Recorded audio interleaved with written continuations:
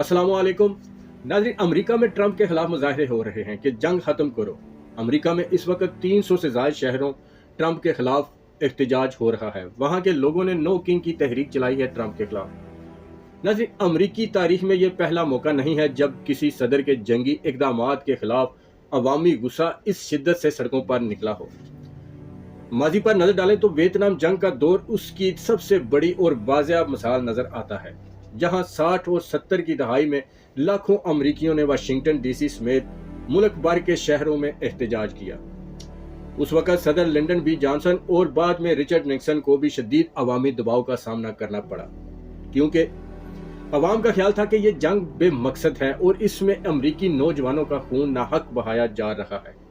इन मुजाहरों का असर इतना गहरा था कि सदर जॉनसन ने अवामी मकबूलियत गिरने के बायस दोबारा सदारती इंतखाब न लड़ने का फैसला किया और बिला आहर अमरीका को वियतनाम से निकलने की राह हमवार करनी पड़ी।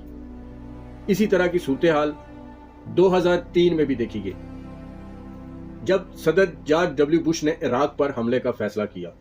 तो सिर्फ अमरीका ही नहीं बल्कि पूरी दुनिया में करोड़ों लोग सड़कों पर निकल आए, जिनका मानना था कि यह जंग झूठे प्रोपेगेंडे की बुनियाद पर लड़ी जा रही है। अगरचे उस वक्त एहतजाज के बावजूद जंग शुरू कर दी गई थी,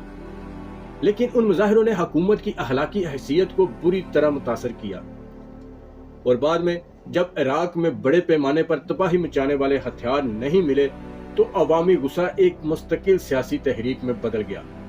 जिसने रिपब्लिकन पार्टी को तवील अरसे तक दफाई पोजीशन पर रखा। तारीख हमें बताती है कि जब भी किसी लीडर के खिलाफ जंग खत्म करने के लिए बड़े पैमाने पर एहतजाज होता है तो उसके दो तरह के नताइज निकलते हैं। या तो हुकूमत अवामी दबाव के सामने झुककर अपनी पॉलिसी बदलने और मुज़ाकरात की मेज़ पर आने पर मजबूर हो जाती है, जैसा कि वियतनाम के मामले में हुआ, या फिर समाज में एक गहरी सियासी तकसीम पैदा हो जाती है जो आने वाले इंतखाबात में इक़्तिदार की तब्दीली का बायस बनती है। जंग मुखालिफ ये एहतजाजी लहरें अक्सर रियासत को ये बावर कराने में कामयाब रहती हैं कि ताकत का इस्तेमाल मसाइल का हल नहीं है और आवाम की हमदर्दी को देने वाली हुकूमत के लिए तवील अरसे तक जंग जारी रखना नामुमकिन हो जाता है। नाज़रीन, तारीखी लिहाज से वियतनाम की जंग के खिलाफ होने वाले मुजाहरे सबसे ज्यादा असर अंगेज साबित हुए थे, जिनकी तफसीलात इंतहाई दिलचस्प और सबक आमोज हैं। उस दौर में जब अमरीकी हुकूमत ने हजारों नौजवानों को जबरदस्ती फौज में भर्ती करके जंग के लिए भेजना शुरू किया तो मुल्क के अंदर एक ऐसी तहरीक उठी जिसने पूरे समाज को हिला कर रख दिया। यूनिवर्सिटियों के तलबा से लेकर आम शहरियों तक सब ने मिलकर यह सवाल उठाया कि किसी दूसरे मुल्क के अंदरूनी मामलात में मुदाखलत करके अपने शहरियों की जानें क्यों ज़ाया की जा रही हैं। इन मुजाहरों की खास बात यह थी कि इसमें वो सिपाही भी शामिल हो गए थे जो जंगी महाज से वापस आए थे और उन्होंने सरेआम अपने तमगे फेंक कर जंग की मुखालफत की, जिससे हुकूमत की अखलाकी बुनियादें कमजोर पड़ गईं। इस अवामी दबाव का नतीजा ये निकला कि मीडिया ने भी जंग की मनफी तस्वीर दिखाना शुरू कर दी, जिससे सदर लिंडन बी जॉनसन की मकबूलियत इस हद तक गिर गई कि उन्होंने अपनी मुद्दत पूरी होने के बाद दोबारा इलेक्शन ना लड़ने का तारीखी ऐलान कर दिया। उनके बाद आने वाले सदर रिचर्ड निक्सन ने अगरचे शुरू में सख्त मौक़िफ़ अपनाया, लेकिन जब वाशिंगटन में लाखों लोगों का हजूम इकट्ठा हुआ और पूरे मुल्क में हड़तालें होने लगी तो वो भी घुटने टेकने पर मजबूर हो गए। बिला आहर अमरीका को पेरिस अमन मुआहदे पर दस्तखत करने पड़े और अपनी अफवाज को वियतनाम से वापस बुलाना पड़ा, जो कि अवामी ताकत की एक बहुत बड़ी फतह समझी जाती है। इसी तरह की एक और मिसाल जनूबी अफ्रीका में नस्ल परस्त हुकूमत के खिलाफ बैनुल अक़वामी सतह पर होने वाले मुजाहरे हैं, जहां अवाम ने अपनी हुकूमतों पर दबाव डाला कि वो जंगी जुनून और जुल्म की हमायत खत्म करें। अगरचे ये बराह रास्त अमरीका की जंग नहीं थी, लेकिन अवामी एहतजाज ने आलमी ताकतों को मजबूर किया कि वो इक्तिसादी पाबंदियां लगाएं, जिसके नतीजे में एक तवील जद्दोजहद के बाद वहां की जाबर हुकूमत का खात्मा हुआ। ये वाक़या साबित करते हैं कि जब अवाम सड़कों पर निकल आए, एक जुबान हो जाते हैं, तो बड़े से बड़े ताकतवर हुक्मरान को भी अपनी जंगी पॉलिसियां बदलनी पड़ती हैं, क्योंकि कोई भी लीडर अवामी तायद के बगैर ज़्यादा देर तक मुहाज पर कायम नहीं रह सकता। मौजूदा सूरत हाल में इसराइल और अमरीका की सड़कों पर होने वाले मुजाहरे तारीखी एतबार से एक इंतहाई अहम मोड़ की निशानदही कर रहे हैं, क्योंकि کیونکہ یہ احتجاج محض سیاسی مخالفت نہیں بلکہ ریاست کی بنیادی پالیسیوں پر عوامی عدم اعتماد کا اظہار ہے۔ اسرائیل میں ہونے والے مظاہرے اپنی نوعیت کے لحاظ سے اس لیے منفرد ہیں کہ وہاں کے شہری نہ صرف جنگ کے خاتمے اور قیدیوں کی واپسی کا مطالبہ کر رہے ہیں بلکہ وہ اپنی حکومت پر یہ الزام بھی لگا رہے ہیں کہ وہ ذاتی سیاسی مفادات کے تحفظ کے لیے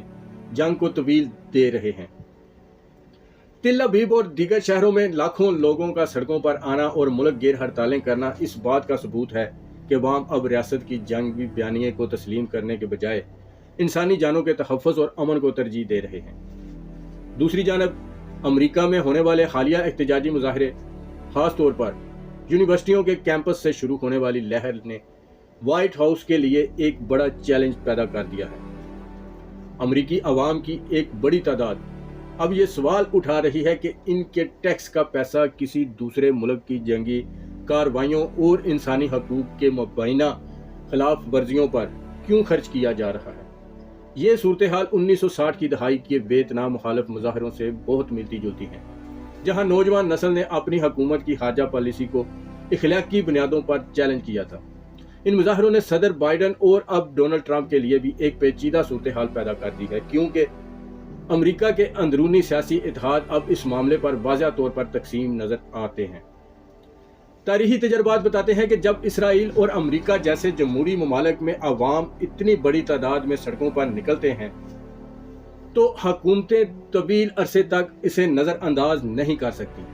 اس طرح کے دباؤ کا نتیجہ اکثر پالیسیوں میں اچانک تبدیلی یا پھر قیادت کی تبدیلی کی صورت میں نکلتا ہے، کیونکہ عالمی رائے عامہ اور اندرونی عوامی غصہ مل کر ریاست کی فیصلہ سازی کی طاقت کو مفلوج کر دیتے ہیں۔ ناظرین، موجودہ حالات میں یہ احتجاجی لہر اس وقت کا اشارہ ہے کہ اب صرف فوجی طاقت کے ذریعے اہداف حاصل کرنا ممکن نہیں رہا، بلکہ حکومتوں کو اپنے عوام کے اخلاقی اور انسانی مطالبات کے سامنے جواب دہ ہونا پڑے گا۔ اگر یہ سلسلہ اسی طرح جاری رہا تو عین ممکن ہے کہ ماضی کی طرح اب بھی حکومتوں کو عوامی دباؤ کے تحت جنگ بندی کے کسی بڑے معاہدے پر دستخط کرنا پڑیں گے۔ ناظرین، ٹرمپ انتظامیہ اس وقت ایک ایسی بند گلی میں ہے جہاں کوئی بھی فیصلہ کرنا ان کے لیے سیاسی اور عالمی سطح پر ایک بڑا جوا ثابت ہو سکتا ہے۔ موجودہ حالات میں ٹرمپ کے سامنے دو راستے ہیں اور دونوں ہی انتہائی کٹن ہیں۔ اگر وہ جنگ جاری رکھتے ہیں تو ملک کے اندر بڑھتا ہوا عوامی غصہ اور نو کنگز جیسے بڑے احتجاجی مظاہرے ان کی حکومت کے لیے اندرونی خطرہ بن سکتے ہیں، جبکہ دوسری طرف اگر وہ ایران جیسے محاذ سے غیر مشروط ہتھیار ڈالنے کے مطالبے سے پیچھے ہٹ کر سمجھوتا کرتے ہیں تو اس عالمی سطح پر امریکہ کی کمزوری اور ہار تصور کیا جائے گا۔ ٹرمپ کی سیاست کا پورا بیانیہ امریکہ فرسٹ اور طاقت کے مظاہرے پر مبنی رہا۔ ان کے ناقدین کا کہنا ہے کہ اگر امریکہ اس وقت پیچھے ہٹتا ہے تو مشرق وسطی میں اس کا اثر و رسوخ ختم ہو جائے گا اور روس یا چین جیسے حریف اس خلا کو پر کر لیں گے۔ لیکن اس کے ساتھ ساتھ معاشی حقائق بھی بہت تلخ ہیں۔ جنگ کی وجہ سے تیل کی قیمتیں آسمان کو چھو رہی ہیں اور بحر احمر اور خلیج میں جہاز رانی متاثر ہونے سے عالمی معیشت دباؤ کا شکار ہے۔ ٹرمپ نے وعدہ کیا تھا کہ وہ توانائی کی قیمتیں آدھی کر دیں گے، مگر جنگ نے اس کے برعکس صورتحال پیدا کر دی۔ اس بند گلی سے نکلنے کے لیے ٹرمپ انتظامیہ اس وقت خفیہ سفارتکاری کا سہارا لیتی نظر آ رہی ہے۔ حالیہ رپورٹس کے مطابق پاکستان اور دیگر علاقائی ممالک کے ذریعے پس پردہ مذاکرات کی کوششیں کی جا رہی ہیں تاکہ کوئی ایسا درمیانی راستہ نکالا جا سکے جسے ہار کے بجائے فتح کے طور پر پیش کیا جا سکے۔ ٹرمپ کی کوشش ہے کہ وہ کوئی ایسا معاہدہ کر لیں جس میں وہ یہ کہہ سکیں کہ انہوں نے دشمن کو میز پر آنے پر مجبور کر دیا، تاکہ ان کی طاقتور لیڈر والی تصویر بھی برقرار رہے اور جنگ کا بوجھ بھی ختم ہو جائے۔ تاریخی طور پر ایسے لمحات کسی بھی بڑی طاقت کے لیے امتحان ہوتے ہیں۔ اگر ٹرمپ اس بحران کو حل کرنے میں ناکام رہتے ہیں